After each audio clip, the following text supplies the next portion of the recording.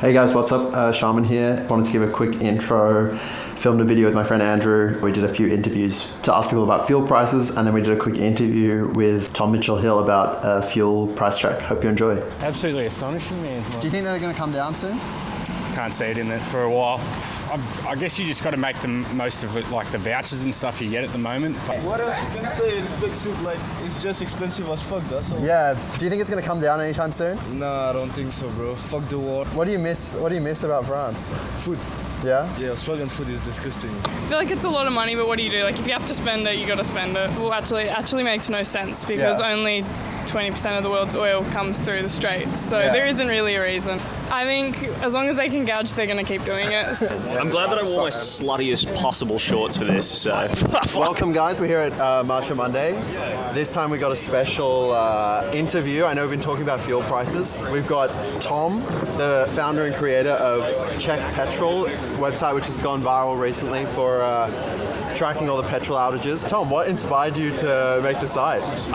So for starters, I don't know, I just saw like fuel outages going, looked at fuel apps and thought we should probably have something that at least reports fuel outages. I kind of got the idea because I saw someone kind of having a go at Accenture for charging like $20 million, like getting another $16 million bid to design like the Bureau of Meteorology site, I think after they spent like $100 million on it already. And I was like 90-something million dollars. Yeah, so I think total cost is like around $100 million for like a fucking bomb website, which I know has back-end stuff, but like I was like, I reckon I could vibe code like an important dashboard that these guys can take 3 months to do in like a short amount of time. And so I built the whole spec for Czech Petrol in like 10, 12 hours on Thursday night. How much was the domain?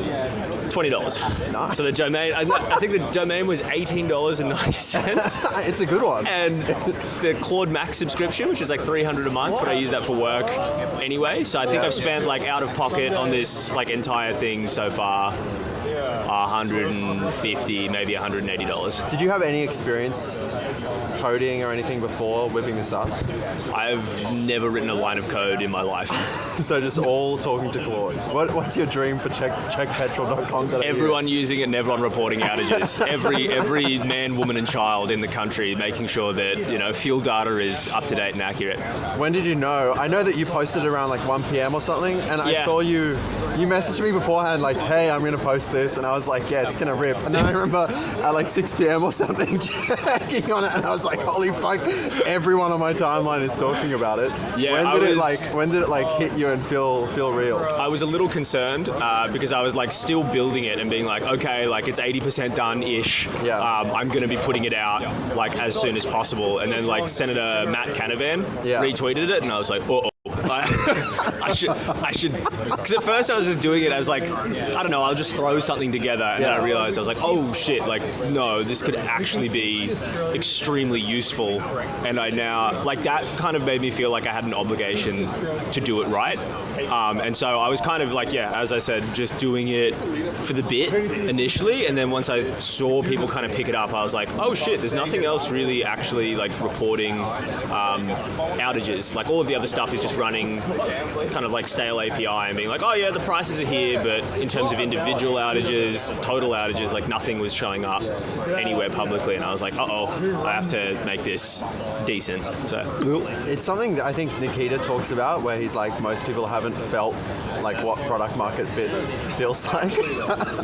And I've got people in the comments being like, this is wrong, this isn't working, this sucks, oh, I tried to do this, and I'm like literally just sitting there like me and Claude against the world being like, fuck, okay, sorry, I'll work on that right now. So it's like, it has been really fun, and like the level of feedback I've gotten has been really good. Like I've had yesterday, like I went out for a run in the morning down in the Gong, and I came back to like check my phone, and I had like a bunch of messages from like petrol station owners being like, yo, can we help submit data?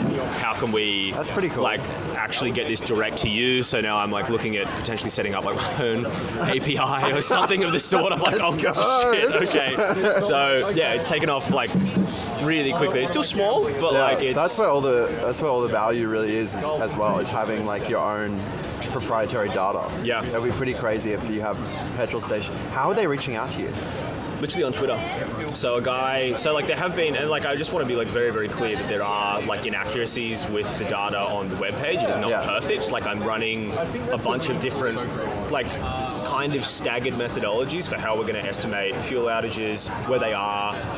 Victoria is really good because they actually have a quality in their API that says unavailable. Yeah, and so it'll say like this type is out. And so there's a 24-hour lag, but Victoria reporting is quite accurate. Whereas New South Wales doesn't have an unavailable they just have a price. It just reports, and so when service stations report like net new price data, if they don't update a certain fuel type for a certain amount of time, that will then get flagged as like an outage and it will show up as that being out. Yeah, okay. So we're running an estimate, but user reporting really helps like fill the gaps. You said like the data for Victoria is really good, but it's not very good for New South Wales. Where's it actually coming from?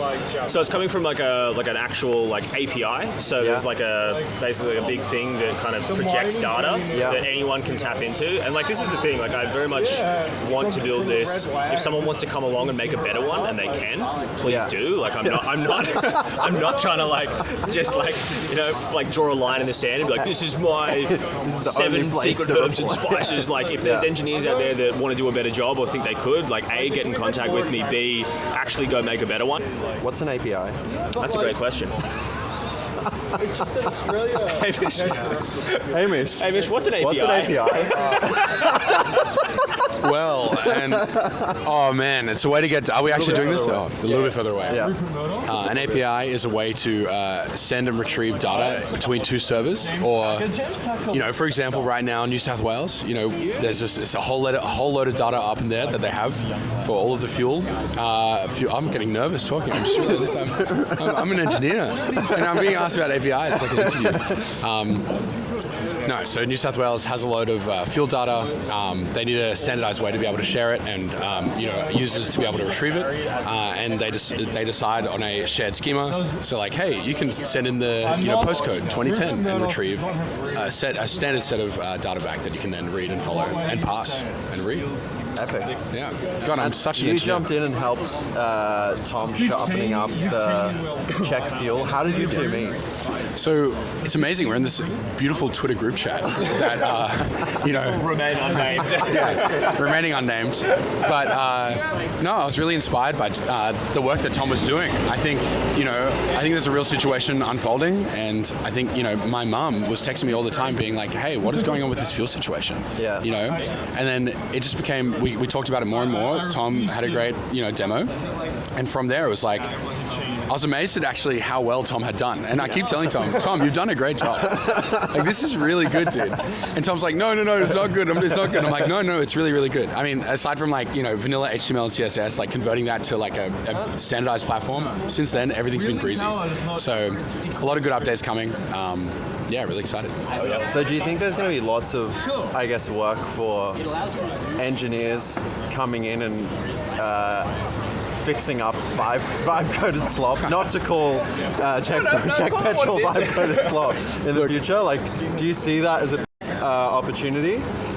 I think so. I mean, I've done contracting work before where I have like started from, like I've been there from the beginning, helped to build out a product and then like get it to a really good standard. And like that was before AI. Shipping something like that, it took months. Now you can do something in like, a couple weeks and it looks, viable, and it is viable in a sense. But all of a sudden, one or two extra features and, the way that Claude, might have planned this entire thing, all of a sudden like things start toppling over a little bit. Maybe the database takes a little too long to load. Yeah. Maybe, all of a sudden you have 100,000 users, which is like an awesome problem to have, right? But, things don't scale the same way. So yeah, I think it's a massive area to work on. Having taste is turning into a bit of a misnomer. Yeah. But I think like software engineering, I think will still exist, and I'm getting off into a different thing now. No, go for it. But software engineering and like cleaning up vibe code stuff will still exist because knowing the words to say to Claude is half the battle. Yeah. Knowing when to push back, because half the time it's, oh, you're absolutely right. Yeah. It's like, okay, no, well, actually, no, I'm not absolutely right. Like, let's work on this for a little bit. Let's like spec this out. I think like a great like practical example of this is like, Tom's website was super, super great. Like getting it off the ground. Like clearly we went to, You went to 50,000 unique visitors very, very quickly. Yep. It's like all of a sudden we wanted to add like a little badge in the top left-hand corner that said, our Twitter handles. Yeah. Adding that with like a vanilla HTML and CSS, making those edits. The global.css file is like super massive, right? Yeah. It's really, really big. It contains all the styling for all of the website.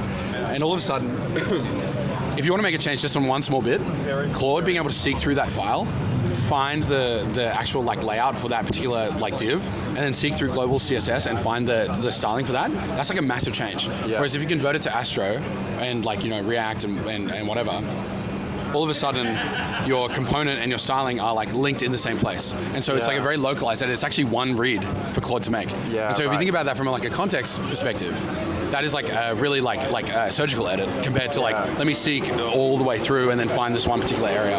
It'll do stuff, and I'll be getting it to go over because I spent a lot of time designing UI, and just the number of times I'd do stuff and I'd be like, what is this? This is not what I asked. And it's like, you're absolutely right. That was the wrong part. And I'm like, stop telling me. The UI looks pretty like pro and slick. Have you done any?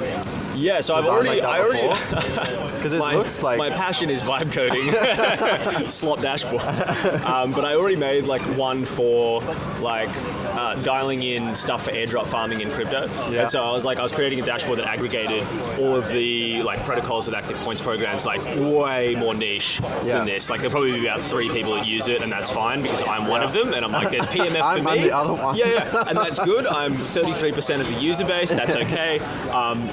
But I just spent like a lot of time just like playing around with how to get it to make good UI, and I've had people hit me up based on that, being like, oh, like, is there a skill? And it's like, not really. I just spend literal hours going back and forth, getting it to suggest improvements, refining stuff, actually I almost create like little Pinterest boards, like in screenshots in like its context window, and I'll give it stuff and be like, hey, like more like this, and then I'll get it to play around with that, and then I will literally just go back and forth, be like, nope, not that, keep this, blend that.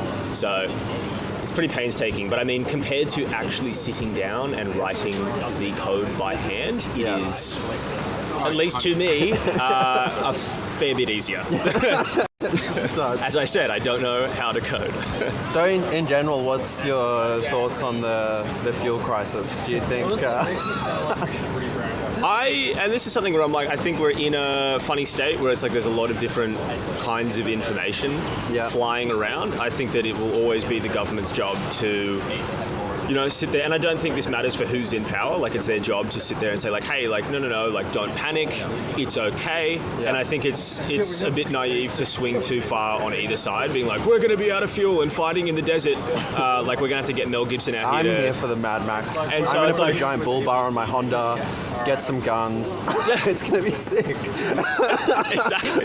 And so it's like I've spoken to a couple of petrol station owners that say that like their supply, at least locally, is pretty secure. So they're like, and that's some of the guys in Sutherland, like, I won't say names, but like there's certain areas where they say like, hey, we've actually still got like, a solid supply line. Like, I don't think there's any need to be like panicking right now.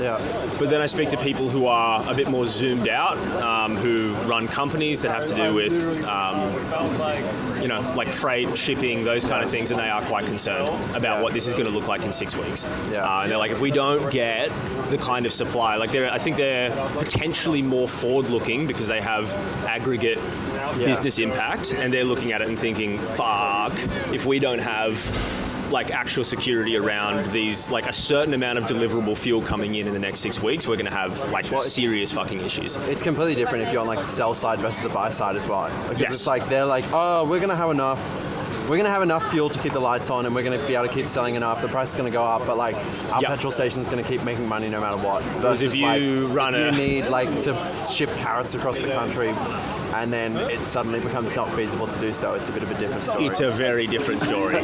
So, and that's the thing. It's like, it's also looking at where you get your information from, who it's coming from, and why is such a huge thing. And I think in this is so cliche and lame, but like in the days of fucking algorithms that want to push extremes of content, it's really important to kind of vet who you're getting it from, what their motivations for posting that would be, and like, why are they saying it? Like, don't listen to any of my tweets. So we're out in 3 weeks, guys. Fucking panic. The end is nigh. Jump in. I gotta take. Oh, we got I think it's like right now, it's like if you look at the government, like the way that the government's reporting numbers, it's like, oh, we have 80 million gigaliters and we have got 80 ships coming in, and we've only dropped 4 ships in the shipment, recently. So it's like, it's all of this like very obtuse and like very hard to like understand numbers. And I think like that actually doesn't help with like people's psyche. Like right now, it feels like it's just there's this haze of misinformation going around. And it's like, I really do believe in like people being able to like crowdsource and share information freely between each other and like get an actual idea of what's going on, like boots on the ground level, because that actually does help people plan. So I've got family members who aren't super mobile. They want to be able to go away for Easter. They go away every year for Easter, and right now they're very nervous about not being able to get fuel because like all they're seeing on ABC and Channel 9 and Channel 7 is like, oh, there's like there's all of these like super pie in the sky things that just don't make sense. And so I think like actually showing that, and it's like, no, okay, there is fuel or there isn't fuel. Well, here's where there is fuel. All those three are actually super useful pieces of information, and I think that is helpful for people to understand what's actually going on. It's like, where did we go when COVID happened? We all went to World Data and we all looked at the graphs, right? Because that actually every morning they had a government briefing saying, hey, this is what's happening. There were another 3 cases overnight. There's like very, very clear communication.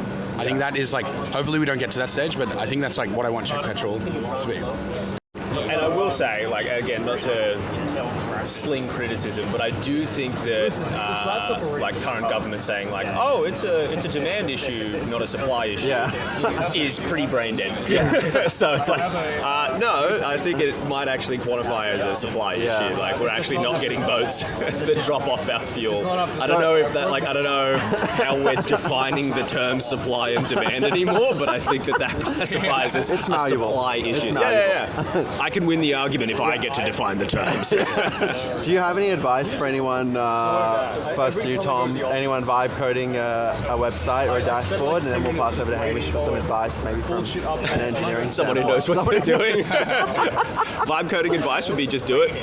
You can just do things. And if you are pure of heart and you would like to actually try, like, I don't think there's any harm. And I think that like you can get a lot of social criticism, but it's really important that like if you're trying the best that you can, if you're being genuine and if you're being like intentional with how you design stuff and you are listening to what people have to say, you're actually taking note and trying to filter through the good advice from the bad advice. Just do it. Like if you've got an idea and you want to do stuff, that's kind of it. Also, John Coogan, if you do end up watching this is powered by Lucy Nicotine. So please, I would love some more of these. They're very hard to get in Australia. I've got to buy them from this like really great shop, which I won't plug too hard, but yeah, anyway, so Lucy Breakers, anyway. And hey, brought to you by... what's your nicotine of My nicotine is my Barista Breville Express that sits in my kitchen. Yeah. Thank you, Barista Breville. Let's go. Yeah, whatever. Thank you, Breville. Yeah. By the way, coffee machine in here as well. No. I don't want to endorse Breville because I had to pull apart the machine because the group had separated because I'd used it too many times. Terrible. True right to repair. You fixed it. Yeah, you should see the photos. I think my feedback or my advice is like, make it a social thing. Like, working with Tom, getting on a phone call late at night on Sunday, and just being like, hey, this is what we want to do during this week. It's so fun. I'm working with a really close mate on something right now. It becomes a back and forth thing. One person ships one thing, the other person ships another. The floor has never been lower and the ceiling has never been higher. Like, your ability to actually step into this area and start making things that people want, right? Because that's at the end of the day, that's what we're doing, right? That's why I started. Because when I was 14, I wanted to make things for people. It's like, the ability to get into this area has never been lower, and the ability for you to ship like the most insane, intricate, amazing thing ever in half the time has never been more available. So your time is now, right? Like if you're nervous about this new AI era, it's like, don't be nervous. Just stand up. It's like sit up. Think of an idea that you've been wanting to build for a while, and just go do it because it's just so much fun and so exciting. And I think more people should get into it. Yeah, and it is freakishly easy. Like I will just say, like as someone who literally has never written a line, like not a single line ever. I think that just sitting there, and again, like it is dangerous because you can kind of verge into like I think that you can verge into like AI psychosis if you just talk to these things endlessly about like pointless topics. But if you're talking to it about how to build a website or how to build an app or how to like actually make something that displays information on the internet, like that's probably like a safer path to go in terms of like avoiding full like LLM psychosis. But I would just say it's terrifyingly easy. Claude Code in particular is very, very intuitive for like a non-technical person to use, and you can just keep asking, and you can like, as long as you have like some knowledge of how tech works at like a really, really 101 level of like, oh, okay, it's terrifyingly simple. We're actually trying to get Anthropic to sponsor the March of Monday meets. So okay, Dario, if you are watching, Dario, Anthropic, please. I think the budget is probably like $60 or $70 on marches here. AUD, so not even $50 US. Just you know, March of Monday. Australian tech landscape if you do this. Everyone's going to love you. Highest bidder wins. Sam Altman, if you see this as well, like that's fine too. ChatGPT is good as well. Railway right now. Like Railway is really great. Thank you for like making it super easy to deploy our application. I'm about to pull it onto DigitalOcean, unless you give us free money. I'm not kidding, bro. I'm not kidding. Look me in the eye. I see you. No, I'm sorry. Hectic. Okay. Amazing. Woo. All right. Beautiful. I think